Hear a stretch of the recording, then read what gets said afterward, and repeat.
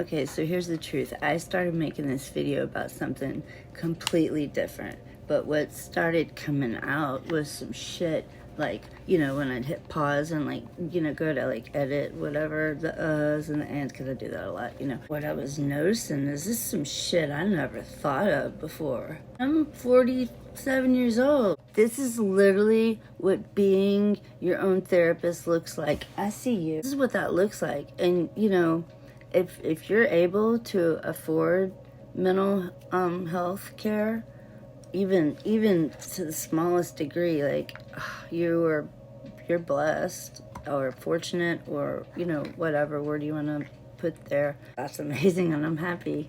I'm glad that is your situation. But that's not my situation at all. And yeah, I would cried. I can't even imagine. You know, it's something that I'll like daydream about, is like being able to like talk to someone, like talk to a therapist. I'm about getting teary-eyed, like just thinking about it. Like, it'd be so cool, I think. And yeah, but this is what it looks like basically when you have to do it yourself. Glad I get to share. Hey, I don't know how you got to my channel, but I'm glad you're here. I used to be the neurodivergent elect starseeds, which was an entirely cool name. As it goes with absolutely everything, change is what it is. That's the one thing you can definitely bet all your horses on every time is change. Personally, I tend to believe that it's less of a spectrum thing and more of a human thing to be averse to change. People don't generally like change at all. And I noticed the older I started to get, the less I wanted change. I'm just a creature who is just born to change whether I want to change or not. But the truth is, all of us, humanity, we evolve. We are constantly changing. We're not even the same body 7 years to the next. I'm about to say something that I just thought of claircognizantly. I believe it to be true. A lot of it, the premise is based on an idea that I have held for a while, and actually have begun to write a thesis on it, and it has to do with the actual origins of autism, because I don't believe there's anybody that can, I haven't been able to find it, that can prove to me that early childhood trauma cannot cause autism. I believe it can. It can cause neurodivergence. Why the hell can it cause autism? ADHD is a type of neurodivergence. So if you have ADHD, then your brain is wired differently. You are not neurodivergent. So how they are talking out of both sides of their mouths when they say, well, early childhood trauma can cause ADHD and neurodivergence, but not autism. Somebody make that make sense to me. I'm not saying it's also not genetic and all of the other things that we know to be true. What I believe to be true is that early childhood trauma can and does cause autism, or the traits of autism, which would that be autism. Furthermore, the phenomena of starseeds isn't a new one. This subject has been written about just profusely for decades. What I have discovered in learning about these starseed traits, they are also extremely similar, many of them, to the traits of the neurodivergent. So I cannot help but to start doing what autistics do best besides trains, and that is see a pattern. I see it. You smell that pattern? Do you see that? You feel that pattern? I've been writing the thesis. This is an issue, so just because I'm having trouble trying to figure a way how to seamlessly put all of these three together. She's sitting under her cabana by the beautiful blue water ocean 10 years later and goes, Oh, oh, that was actually really the whole point of that silly YouTube channel that I made back in 2024, the year the world ended. But the reason why my last channel was the neurodivergent elect starseeds is because I read a paper, I saw a TED Talk from a professor at Cambridge several years ago, and he was speaking about how he believed the neurodivergent community to be something of, shall we say, some new round of survival of the fittest, evolutionarily speaking, or the outer space community, and also like the spiritual community could roll with the idea that perhaps autistic or people on the spectrum were different. I mean, as are starseeds, a phenomenon which is pretty well accepted globally, has been enumerated by people and authors such as Dolores Cannon. I have a great deal of respect. And one of the things that really caught my attention was the energy, you know, with the stemming, and it's because it's just so much stimuli, and I've noticed that the farther down the spiritual path that I get, the greater the energy is in me. Like I can feel it, like physically feel it. I'm basically like I'm turning into like a Reiki junkie. I haven't done enough research into it to know whether that's good or bad. I just know it feels really good. That's a similarity that's not easily just brushed off to about a coincidence. I wouldn't think. Dolores Cannon mostly, but some others have spoken of these starseeds, or they call them volunteers.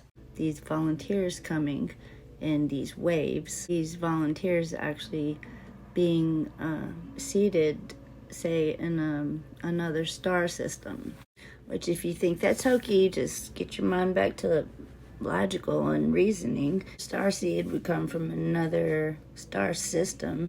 Pleiades, that's in another density, or in another dimension. Time and space and linear travel, and that's just, no. I'm gonna get into the whole why space and shit just ain't real, because neither are protons. We'll save that for another day. But I see you. Starseed, star system, interdimensional travel. Ever played a video game? We're in Fortnite, Earth. The quicker you realize that you're in a video game, the quicker shit gets fun and much more tolerable. Can't prove that's not true. We're just doing that. I mean, this stuff is no longer occulted. We are the Ouroboros. I'm quite sure now most people have become aware of this idea that humanity and or the earth are ascending into another plane of existence. There are at least 11 scientifically provable known dimensions. Even though the human brain is an amazing computer, there is it created AI in this density. I think the density is causing a stasis in the evolution of the brain. It's gotta rise. I thought about this a lot, actually. Anyway, I digress. So where was that? Oh yeah, nothing's real. Atom's not there. That 0.999, I could be wrong on this, but I don't think I am, and I got this clear cognizance. Just know that 0.999 math people, please correct me if I'm wrong. I think that you have to put that as you have to leave a margin for error. So basically atoms are fucking nothing. They're empty space. Empty space. That 0.99999 is they have to leave that for a margin of error. Like, I just prove that every night when I go to sleep and I dream. In my dream, you can't tell me that shit I just stepped in on the sidewalk wasn't real and I just stepped in it in my dream. No. Everything in my dream is firm, and there's nobody that can convince me that it's not physically real while I'm in the dream. I would just like to add that this is the first time I've ever like done like a video where I pretty much, okay, you understand, I did keep to the topic, because the topic that I spoke of is like literally like one topic in my head. I apologize if it's many in yours. It's one in mine. And I'm the more I do it, the more I'm gonna figure that shit out. But what I did find out is that, you know, if I ask myself, what do you love? What's easy for you to talk about? It's this. This is so easy to talk about. And it makes me happy. And, yeah. So,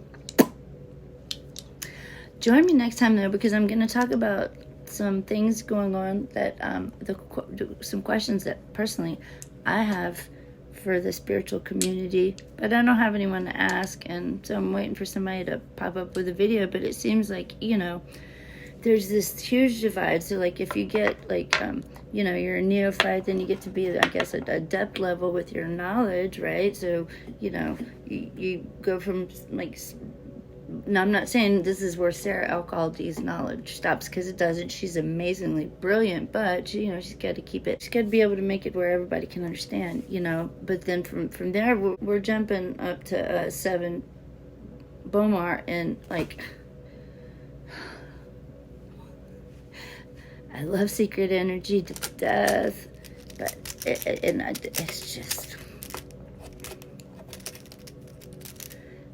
it's just a lot. And as much as I don't want to, and I desperately hate it, I'm gonna have to like round my way around to this spiritual talk that everybody wants to have, but none of the so-called leaders in this spiritual community will freaking talk about it, as if we're not all sitting here like going, well, can somebody help lead us, talk to us, teach us something here? Like, what? It's not like we don't all have phones and an internet connection and a pair of eyes. And I know I'm not the only one like wondering like what the hell, and so I've just been having to figure it out on my own. And so I'm just gonna, I guess, like tell y'all how I figured it out on my own. So if you want to try to figure it out, because I know it's not like people aren't freaking thinking about it, and why everybody is like, I don't understand why the seculars are being hushed. I do not understand, and you know, secular was a bad word, but like, why are we pretending like this isn't happening? And you're also not telling us what to do with it. I haven't slept since October. Anyway, love y'all. Peace, oneness, wholeness, balance. Balance is the most important, in my opinion. Because if you don't do it, nature definitely will.